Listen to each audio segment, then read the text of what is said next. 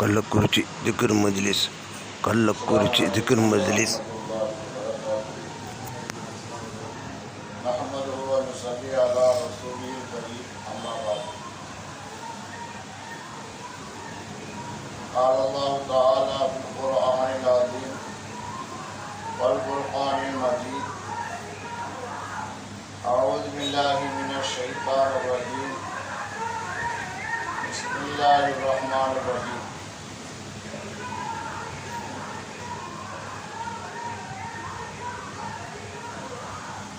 وأمر أهلك بالصلاة واستغفر عليها لا نسألك رزقا نحن نرزقكم والعاقبة للمتقين صدق الله العظيم.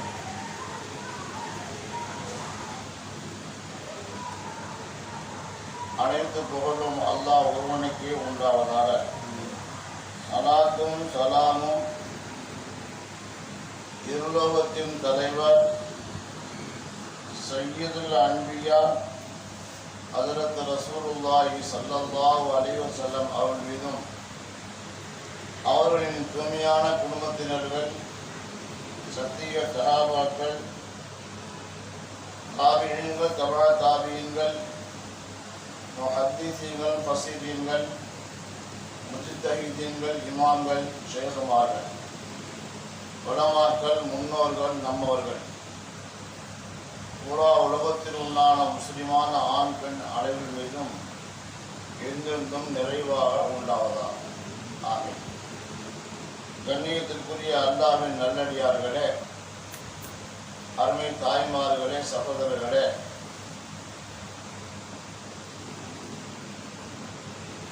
அல்லாஹ் தஆலா தனது திருமறையிலே கூறுகின்றான், நீங்கள் அல்லாஹ்வை பயந்து நீங்கள் வாழ்ந்து கொள்ளுங்கள், இறையச்சத்தோடு வாழுங்கள், உங்களுக்கு வரக்கூடிய சிரமங்களை, சிக்கலான பிரச்சனைகளில் இருந்து வெளி வருவதற்குண்டான வழிகளை நாம் ஏற்படுத்தி கொடுப்போம் என்று அல்லாஹ் கூறுகிறார். இன்னைக்கு நம்ம பார்க்கிறோம், குடும்பத்தில் நிறைய பிரச்சனைகள், சிக்கல், எப்படி வெளியாவது என்பதே தெரியாம புரியாத புதிரில் இன்னைக்கு மாட்டிக்கிட்டு முடிச்சுக்கிட்டு இருக்கிறோம். இது இன்னைக்கு வந்த நிலைமை அல்ல. ஆரம்ப காலத்திலிருந்து நம்முடைய சகோதரர்களுக்கு ஏற்படக்கூடிய ஒரு சோதனை என்று தான் சொல்ல முடியும். அந்த சோதனையிலிருந்து வெளிவருந்தாக்க நமக்கு தக்வா, அல்லாஹ்வை பயந்து வாழக்கூடியதா வாழும். அல்லாஹ்வை பயந்து வாழ்ந்தால் நமக்கு என்னென்ன கிடைக்கும் என்பதை பற்றி அல்லாஹ் நிறைய சொல்லி காட்டலாம். இறைச்சோடு வாழுங்கள், உனக்கு நானே ஆசிரியனா இருந்து உனக்கு கட்டி கொடுப்பேங்கிறான். நீ இறைச்சத்தோடு வாழுங்க, சொன்னது பிரகாரம் நடங்க, உங்களுக்கு தெரியாத ஒன்றையும் நாம் கட்டி கொடுப்போங்கிறான். நீங்க இறையச்சத்தோடு வாழுங்க, உங்களுக்கு வரக்கூடிய சிக்கலான பிரச்சனைகளை இந்த வெளியாவதற்கான வழிகளை நாம் ஏற்படுத்தி கொடுப்போம். ஆனா இதுக்கு என்ன செய்யணும் அப்படின்னா, நம்ம யாரை பெரியவங்களா ஏற்றுக்கொள்றோமோ அவங்கள பின்பற்றணும். அப்பதான் அது கிடைக்கும். சிலதார காலத்துக்கு முன்னால பனி இஸ்ரவேலர்ல ஒரு நபி இருந்தார். அதில் தானியேல் அலைஹிஸ்ஸலாம். ஏற்கனவே உங்களுக்கு சொல்லிருக்குன்னு நினைக்கிறேன், இருந்தால் ஞாபகப்படுத்துறேன். தானியேல் அலைஹிஸ்ஸலாம் இருந்தார். அது எந்த காலத்துலனாக்க ஜாலூத் சொல்லக்கூடிய அநியாயக்கார அரசனுடைய காலம். இஸ்லாமியர்களை ரொம்பவும் குணப்படுத்துவான். இந்த இஸ்லாமோட குணப்படுத்து இன்னைக்கு நேற்று வந்ததில்லை, ஆரம்பத்திலிருந்து வருது. இன்னைக்கு ஆரம்பத்துக்கார குணப்படுத்தலாம், முஸ்லீம்கள் வந்து ஓட்டு இல்லாமல் ஆக்கணும் அப்படின்னு இன்னைக்கு முயற்சி பண்ணுறோம் அப்படின்னாக்க இது வந்து புதுசு அல்ல. ஆரம்பத்துலேருந்தே நமக்கு ஏற்பட்ட ஒரு பெரிய ஒரு சோதனை தான். ஆனால் எல்லாத்துக்கும் அதை நமக்கு வெற்றியை கொடுக்குறான். அது வேறு விஷயம். ஏன்னா 4 பேர் தக்குவாவோட இருந்த செய்வாங்க.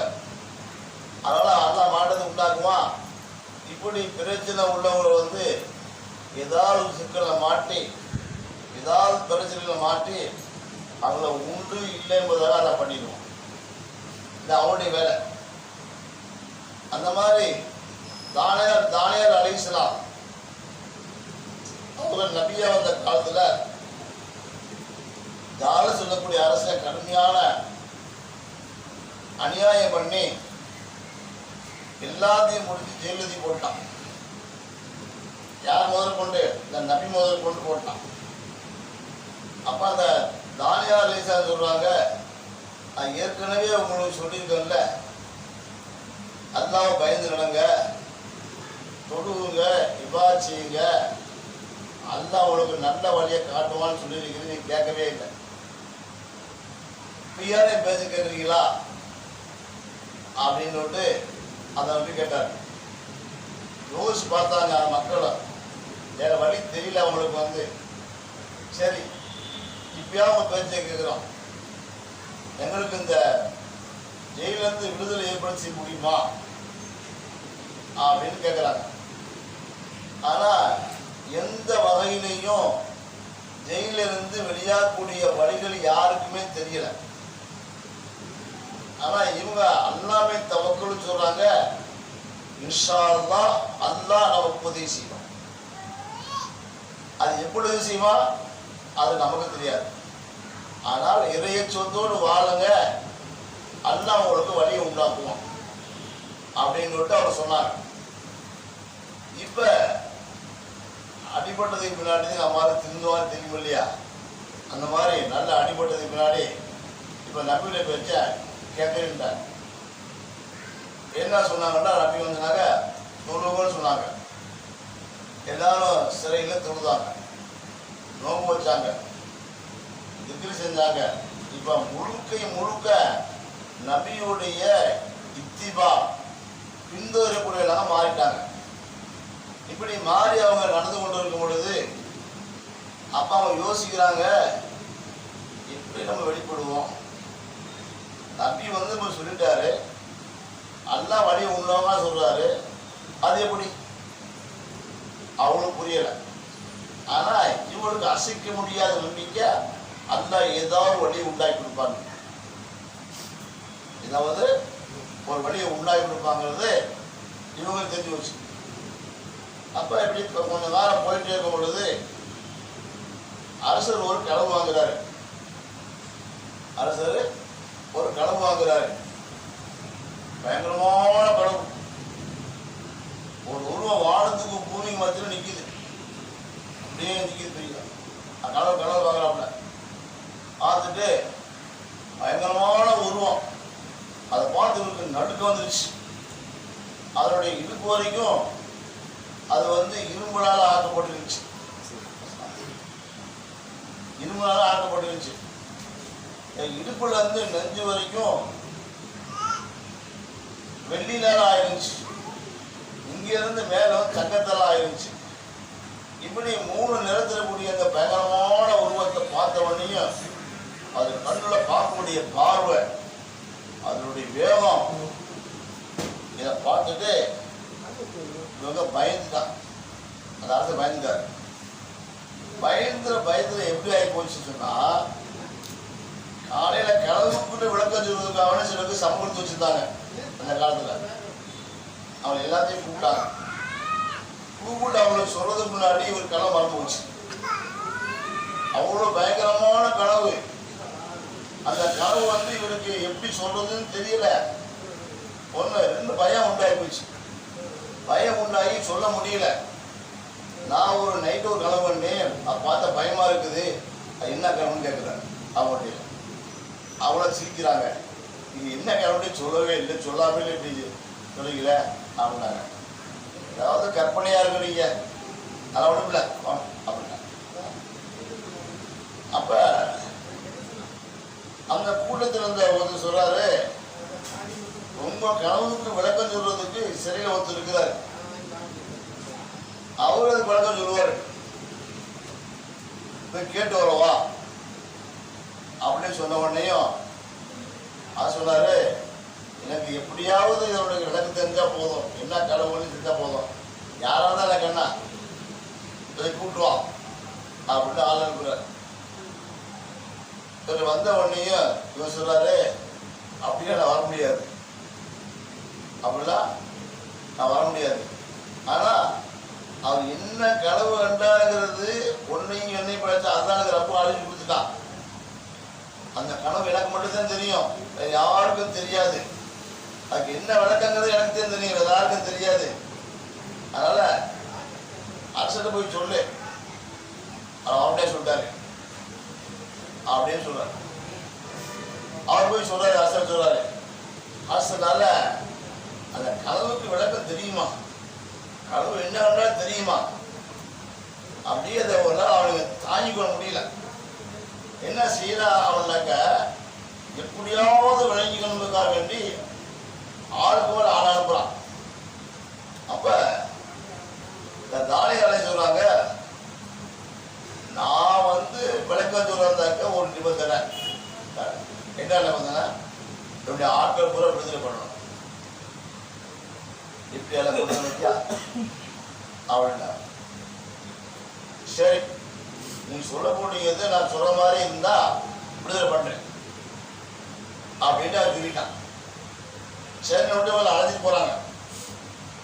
அரச தர்பார்கள் நுழையும்போது என்ன செய்யணும் அப்படின்னா, அவனுடைய அரசு சபையுடைய மரியாதை என்னன்னாக்க, முதல்ல போய் அரசருக்கு சஜிதா செய்யணும், வணங்கணும். ஆமா, அப்ப எஜமான அவரு கடவுளே அப்படின்னு கத்தி போகணும். அதை பார்த்து எந்திரிப்பான்னு சொன்னா எந்திரிக்கணும், அவங்களை எந்திரிக்க கூடாது. அந்த மாதிரி தன்னை தனி பெரிய கடவுளாக நினைச்சு வச்சுக்காங்க. அப்ப ஒரு தலை நிமிர்ந்து போனாரு, அஸ்ஸலாமு அலைக்கும் சொன்னாரு, யாரும் வர சொல்லல. ஆமா, தலை நிமிர்ந்து போனார், உள்ளே போனாரு, சஜிதா செய்யல. அரசர் போய் சொன்னாங்க, அரசரே இந்த பார்த்தியா திமுறா வர்றாரு, பார்த்தியா உங்களுக்கு மதியா செய்யலை, உங்களை வணங்கலை, உங்களை சஜிதா செய்யலை, இந்த ஆட்டியா நீ விளக்க கேட்க போற அப்படின்னு அவன் கேட்டான். உடனே அரசர் கேட்டு, ஏப்பா செய்யல? ஆமா செய்யல. ஏன் செய்யல? நான் உனக்கு சஜிதா செஞ்சுன்னு சொன்னா நீ என்ன கனவு கண்ட என்பதை உன்னை என்னை படுத்த ரொம்ப மறக்கடிச்சுடானே. உன்னை என்னை படிச்சப்ப மறக்கடிச்சிருவான். நான் உனக்கு சஜிதா செய்யாம உள்ள வந்தேன்னு சொன்னா அல்லாஹ் எனக்கு ஞாபகப்படுத்திக்குவோம். இப்ப என்ன சொல்ற, உனக்கு கனவுக்கு விளக்க வேணுமா அல்லது உன்னை வணங்கணுமா அப்படின்னு கேட்டான். இல்ல இல்ல, என்னை வளர்க்க வேணாம், உள்ள பாருங்க. தள்ளி இருந்து போறாரு. போன உடனே கூட்டத்தை பார்த்தாரு, எல்லாம் பெரிய பெரிய ஆளும் போன ஜனங்களுக்கு வேண்டாம் உட்காந்துருக்குங்க. எல்லாரும் பார்த்த உடனே அப்ப தானியேல் சொன்னாங்க, நான் என்ன கடவுள்ங்கிறது சொல்லிடுறேன், அதுக்கு என்ன விடைங்கிறதுன்னு சொல்றேன். ஆனா ஒரு நிபந்தனை, ஜெயில கூடிய என்னுடைய உம்மத்துகளை வெளியாக்கணும், விடுதலை பண்ணணும். அதுக்கு நீங்க சம்பந்தமா அப்படின்னு கேட்டாரு. இல்ல அப்படின்னாக்க நான் சொல்ல விளக்க முடியாது. மாத்தான் ஆஹா சமாளம் மாட்டிக்கிட்டோம், இருக்க பெரியாளா போக தெரியுது.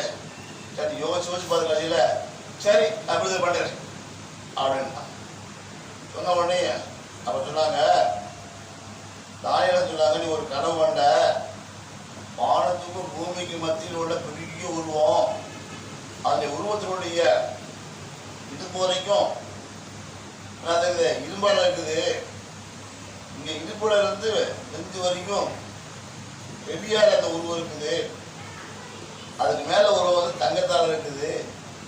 இந்த மாதிரி பயங்கரமான ஒரு கனவு கண்ட அப்படின்னு சொன்ன உடனே அவன் ஆமா ஆமா ஆமான்னு பயங்கர நம்பிக்கை வந்துச்சு, அவனை பயந்துருச்சு. அந்த உருவம் அடிச்சு விடும் பயந்து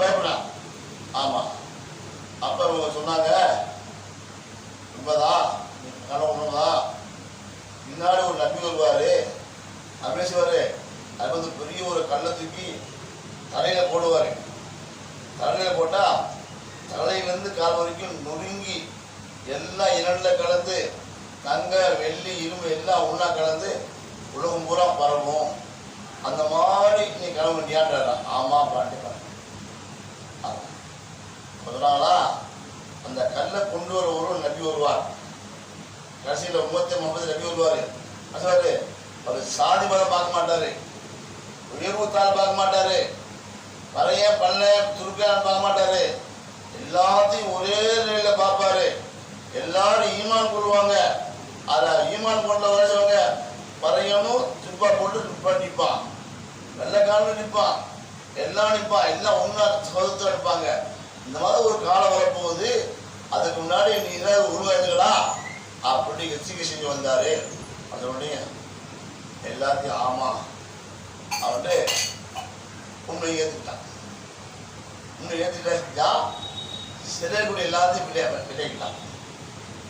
இப்போ தானே சொன்னாங்க, நான் சொல்லலாம் இல்லையா, அல்லாவை வணங்குங்க, இதயத்தோடு இருங்க, அல்லா வெளியாகக்கூடிய வழியை உண்டாக்கி சொன்னாலும் இல்லையா?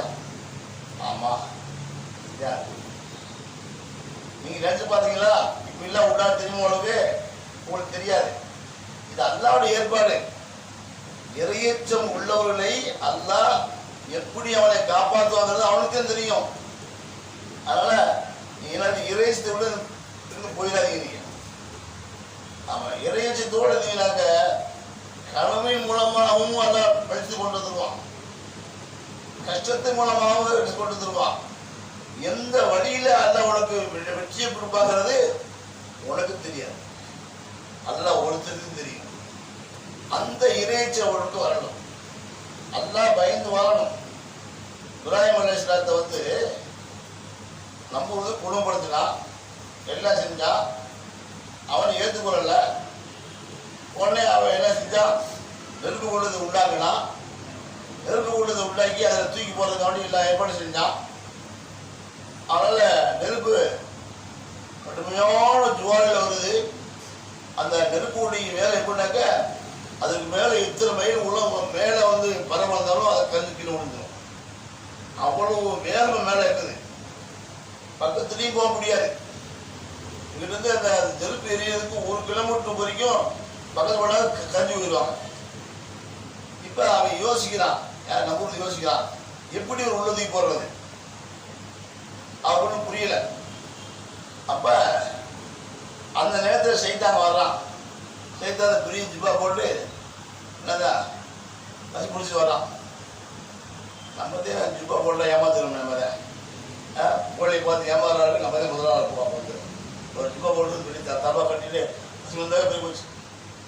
அதுக்கு ரசாயன கம்பெனி ஒரு தடவை எடுத்தாங்களா, கோழியை பார்த்து ஏமாறாதீங்க அப்படின்னு சொன்னாங்களா, யாரும் கேட்கவே இல்லையா.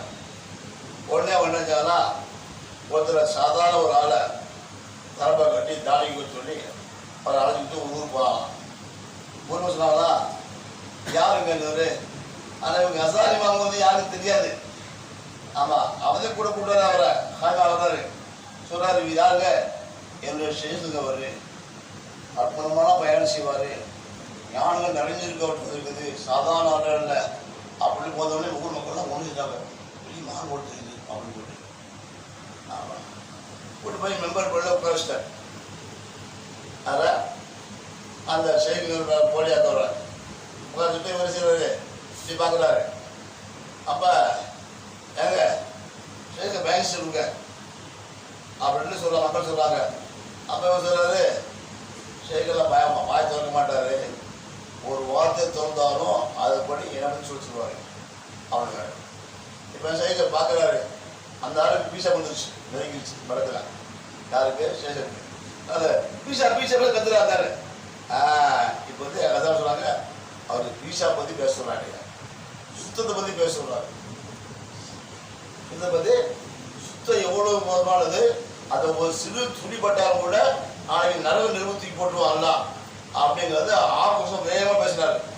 ஆமாம், சொல்லி சொல்லலாம், நான் பேசுகிறதே பெரிய விஷயம், நீங்கள் ஷேக் பார்த்தது தான் அவ்வளோதான். பயந்து போய் இல்லை, பயந்து போய் காசுலாம் நல்லா குவியுது, நிறையா குவியுது, செய்யக்கூடிய வேலையாக செய்கிறாங்க. ஆமாம், என்ன வாங்கிட்டு அதை போயிட்டாங்க. வந்தாங்க. யாருங்க நீங்க? அந்த கசாரி. கசாரி பாப்பா எது நீங்க தானா? ஆமாம். அவர் வந்து கோடிங்க, அவரு கோடி பார்த்து ஏமாறுன்னு ஒரு கணக்கு போட்டு வந்துருக்காங்க. அவங்க இன்னைக்கு அந்த மாதிரி நம்ம நிலைமை இருக்குங்க. யாராவது ஒரு ஜிப்பா போட்டு திராப்பா போட்டு வந்தால் போதுமே, அப்படியே பின்னாடி ஓட ஆரம்பிச்சிடும், மாட்டுக்கு வியாபாரம் ஆரம்பிச்சிடுவோம். ஒன்றும் புரியதில்லை. ஆனால் அல்லாஹ் நமக்கு இல்மை கொடுத்திருந்தார், தொழுகையை கொடுத்திருந்தா, இபாதத்தை கொடுத்திருந்தாக்க அது நடக்காது. கடைசி காலத்தில் தக்கால வருவான், உருவத்துருவான்.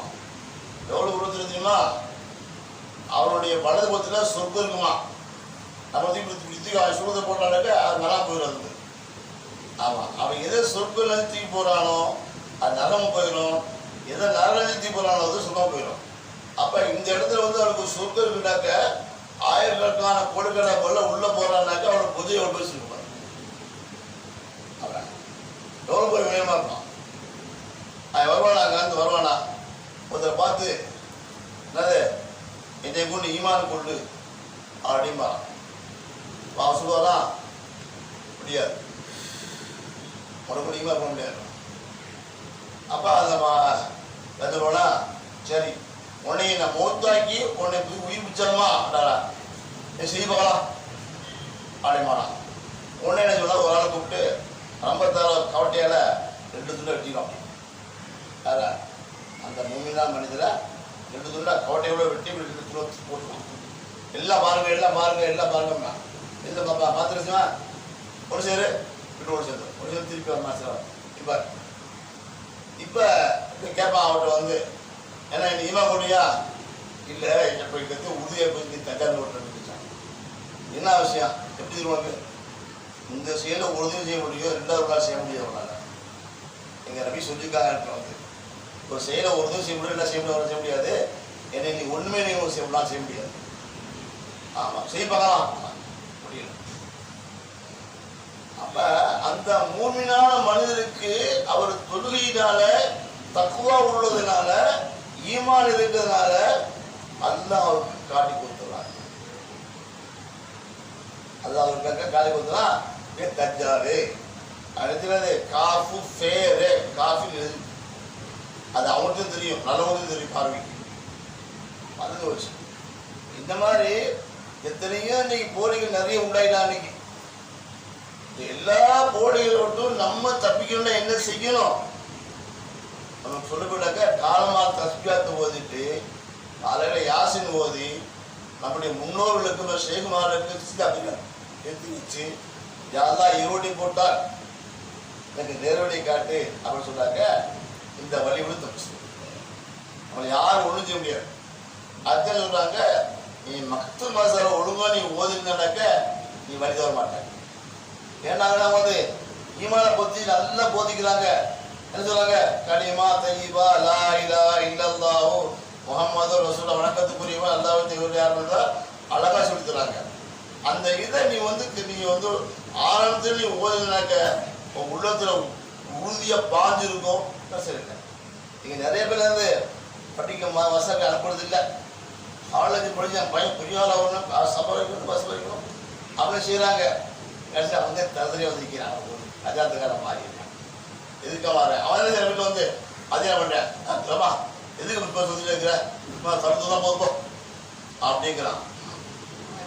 ஆமாம் நீ சொல்ல சரிதான் அப்படி ஃபாதர் இருக்கிற வர நீ வராத இப்போ அவங்களும் அவங்க அமைச்சா போ அவங்க தெரியலாம் தெரியும் இப்போ அப்படின்னு சொல்லி கேட்குறாங்க. அவங்க ஒரு நாள் வந்தாக்க ஃபாத்தியா வீட்டில் வந்து ஒரு சாதாரண ஒரு ரவுடி கோயிலாக இருந்தால் கூட தொழில் பிரயாச போகாதவனாக இருந்தால் கூட கணேசனாக வந்தவன் கைகால கழுவிட்டு நல்ல உடை ஊற்றிக்கிட்டு அச்சித்து கூப்பிட்டு வச்சு மரியாதை உட்காந்து தலையில் துண்டு கட்டிக்கிட்டு ஆமின்னு சொல்கிறான். சாப்பாடு கொடுக்குறான், ஏழை குசி சாப்பாடு கொடுக்குறான். அதையும் கெடுத்து கூட இன்னைக்கு நீ நேரம் செய்யறதில்ல, சாப்பாடே கொடுக்கறதில்ல. கேட்டாக்க அவங்க சொல்கிறாங்க இல்லை அவங்கள ஆரம்பிச்சா இல்லையா நீ கேட்கலாம், எபிஜிஎல் ஆரம்பிச்சா இல்லையா அது கேட்கலாம். இப்படி நம்மளை வந்து வழி தவற வைப்பதுக்குள்ள காரணங்கள் நிறைய வர்றது. காரணம்னாக்க மக்த மசால ஓதலை யாரையும் பெரியாராக அவனை ஏற்றுக்கொள்ளாமல் வாழ்க்கையை வாழ்க்கை இதே நடக்குது. இதனால ஏற்படக்கூடிய விளைவுகள் கடுமையாக இருக்கும். சாதாரண விளைவுகள் அல்ல, பெரிய பெரிய விளைவு வரும். அதற்கு யூசுப் அதெல்லாம் கனவு பண்ணாங்க. இன்னி ராயித்து அஹத அஷ்ரா கௌகபன் வர்ஷம் சவர கமர ராயித்து லிசாலின் கமர. சூரியனும் சந்திரனும் 10 நட்சத்திரங்களை சந்தியாச்சியில் தான் கனவு பண்ணி சொன்னாங்க. இதை என்ன செஞ்சாங்க, தன்னுடைய தாப்பாடில் போய் சொன்னாங்க. தாப்பாடா எப்போ சொன்னாங்க, ஆனே அருமையான கனவு, இதுக்கு விளக்கம் வந்து எல்லாத்துக்கும் தெரியும், அதனால உன்னுடைய சகோதரர்கள் சொல்லிடாத, அவ்வளோ பொறாமப்படுவாங்க. எங்களோட சின்ன பையன் உனக்கு ஊழல் போய் 10 வரைக்கும் போதான், நாங்களும் நம்ம செஞ்சா செய்யணுமா? அதை நடக்காது, உன்னையப்பா ஒரு வழி பண்ணிடுவேன் அப்படின்னு சொல்லிவிடுவாங்க. அதனால சொல்ல வேணான்னு சொன்னாங்க. சின்ன பிள்ளைகளுக்கு எப்படி இருக்கும், ஒரே சொல்ல வேண்டாம் சொல்லுங்க, சொல்ல வேண்டாம் என்ன செய்ய பிள்ளைய போய் சொல்லுங்க.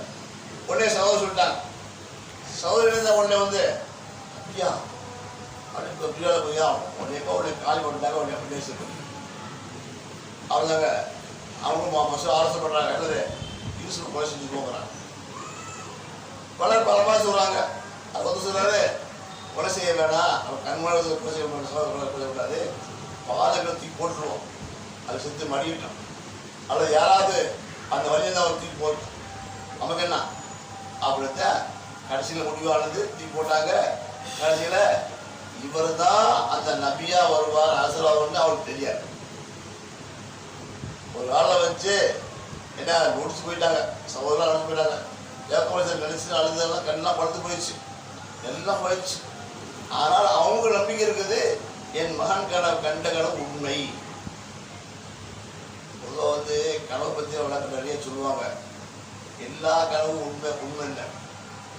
சிலருக்கு வந்து பார்த்த கனவை அப்படியே படிக்கணும், சிலருக்கு நேரு எதிர்ப்பாக அப்படியே நடக்கும், சிலருக்கு சும்மா அவங்க கற்பனை மாதிரி அது நினைச்சிட்டு கொடுப்பாங்க, அது சொல்ல வந்துடும், அது அப்படியே போயிடும். அந்த மாதிரி இருக்குது கனவு வந்து. அதனால் என்ன செய்யக்கூடாது, அதுக்கு முக்கியத்துவம் கொடுக்கக்கூடாது. என்னதுன்னா உடனே கெட்ட வந்தாங்க, உடனே கிளம்புல அது நஷ்டத்தை தூக்கி போட்டு கருதா பழத்தா ஒன்றும் இல்லாத போயிடும். நல்ல கனவாக இருந்தால் அது வந்து அருமையான கனவு பண்ணேன், யாரெல்லாம் எனக்கு திருப்பி செய்யறாடா அப்படின்ட்டு ஒரு தர்மம் செய்ய அது நடக்கும். அதனால் கனவுல வந்து முக்கியத்துவம் கொடுக்கக்கூடாது. ஆனால் யூசுப் அலைஹிஸ்ஸலாம் கண்ட கனவு உண்மையான கனவு என்பதை மக்கள் விளங்கிட்டாங்க. அப்போ சகோதரர்கள்லாம் என்ன செஞ்சாங்க, அவரை கடுமையாக அவரை வந்து எப்படியாவது காலி கொண்டு போயிட்டாங்க, தூக்கி போட்டாங்க. ஒரு வியாபாரம் கொடுத்துட்டு போச்சு, தூக்கிட்டு போய் அவங்களுக்கு அல்லாஹ் ஒரு வழியை அவருடைய இறையச்சத்தின் காரணமாக அல்லாஹ் அவருக்கு எல்லாத்தையும் விடுதலை பிடிச்சு மிகப்பெரிய மாற்றத்தை அல்லாஹ் உண்மைதான். அல்லாவை பயந்து வாழ்ந்தார்கள், நல்லவராக இருந்தார்கள். அதனால எல்லாத்துக்கும் வந்து விடுதலைக்கு வழி உண்டாக்கலாம். நம்ம நினைப்போம் சில கஷ்டங்களில் வந்து தாங்க முடியலையே, நான் என்ன செய்யறது, அது தற்கொலை படிக்கலாமா அப்படிலாம் அவங்க என்ன தோணும். அதை செய்யக்கூடாது. அல்லாஹ்வின் நம்பிக்கை வைக்கணும். நான் தக்கறது ரஹ்மத்தில்லா, நான் தையசு மிரவில்லா, அல்லாஹ்வுடைய எனது ரஹ்மத்து மீது நிறையா செய்யக்கூடாது, என்னைக்கும் நேசக்கூடாது. அல்லாஹ்வின் நம்பிக்கை வைக்கணும். நம்பிக்கை வச்சு செலவு செய்யணும் இருக்கணும். அல்லாஹ்வை உண்டாக்குமா.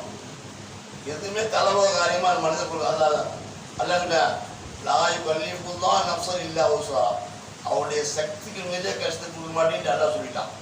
அப்புறம் எப்படி நம்ம கஷ்டம் சொல்லும்போது நீயா நினச்சிக்கிட்டு அவங்க என்ன கஷ்டம், ஏன்னா இவ்வளோ கஷ்டப்படுறேன் என்ன தாம்படியே அப்படி நீயா சொன்ன என்ன அர்த்தம் இல்லை. அல்லாஹ் இந்த கஷ்டத்தை உன்னை தாங்கிறதுக்கு அளவுக்கு தான் கொடுத்துருக்குறான். அப்படி தாங்கி தீரணும், அது வேற விஷயம். ஆனால் அப்படி நீ தாங்கி கொண்டால் அதற்கு மாற்றத்தை எல்லாம் உண்டாப்படுத்துவான், வெற்றியை கொடுத்துருவான். ஆனால் நம்பிக்கை இருக்கணும், அல்லாஹ் எனக்கு வெற்றியை கொடுத்துருவான், நம்பிக்கை கொடுத்துருவான் அப்படின்ட்டு நம்பிக்கை வரணும். அந்த தான் வாழ்க்கை. இல்லை நம்பிக்கை வரலன்னா வாழ்க்கை இல்லை. எப்படி இறையத்தோடு இருக்கும் பொழுது தானியேல் அலைஹிஸ்ஸலாம் மக்களுக்கு வந்து எப்படி வந்து மாற்றத்தை உண்டாக்கினாங்களோ அந்த மாற்றத்தை நிறைய சம்பவங்கள் இருக்குது, சொல்லிட்டே போகலாம். ஆனால் சொல்லக்கூடிய நேரம் இல்லை.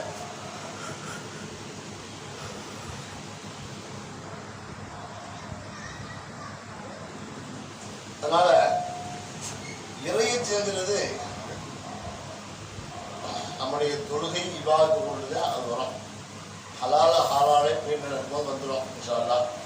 ஆனால் ஆல்மோஸ்ட் சிக்கல் வர்றது சாத்தியம்தான். என்ன அதெல்லாம் செய்கிறது? குடும்பத்தை பார்க்குறதா அல்லது துருவ போகிறதா அல்லது ஆன்மீகத்துக்கு போகிறதா ஒன்றுமே புரியலையே அப்படிங்கிறத நிறைய பேர் பதவச்சுக்கிறாங்க, சங்கடப்பட்டுக்கிறாங்க. என்ன செய்யணும்? இல்லை அதுதான் எனக்கு வழியை உண்டாக்குவா அப்படின்ட்டு போராடணும். போராடிட்டு இருக்கணும். ஆமாம், தொழுவும் செய்யணும், இதுக்கு பண்ணது ஆன்மீகத்திலையும் ஈடுபடணும், தனிமையாக எழுதுறதுக்கு செய்யணும், வியாபாரமும் செய்யணும். ஆனால் அதுக்கெல்லாம் வழியை உண்டாக்கணும் அவன் தான். கொஞ்ச நேரம் ஏவரைஞ்சாலும் நிறைவான தேவையில் எல்லாம் பிடிச்சிக்கணும். அவன் எல்லா 24 மணி நேரம் வியாபாரத்தை ஈடுபடக்கூடியவெல்லாம் வெற்றி பெறது கிடையாது. சும்மா உட்காந்துக்கிட்டே போராடுறே கல்லை கொடுக்குறான். அதுவும் எல்லாம் அல்லாட வேலை நம்ம கையில் இல்லை. அது ஆனால் நம்பிக்கை அல்லாமல் யாருந்தா நீ எனக்கு ரிசல்ட் கொடுத்துருவ, நான் தொழுதுவேன், நான் நோன்பு வைப்பேன், நான் குரான் ஓதுவேன், எல்லாமே செய்வேன், ஆனால் எனக்கு தேவை நீதே போச்சு அப்படின்னு ஒரு போராட்டத்தில் நம்ம இறங்கணும். அப்படின்னாக்க அல்லாஹ் நிச்சயமாக வெற்றி கொடுத்துருவான். அல்லாஹ் நம்ம பிடிச்சிவானாங்க, ஏற்றுக்கொள்வானாங்க. பிடிச்சிக்கலாமா? கள்ளக்குறிச்சி திக்ர் மஜ்லிஸ்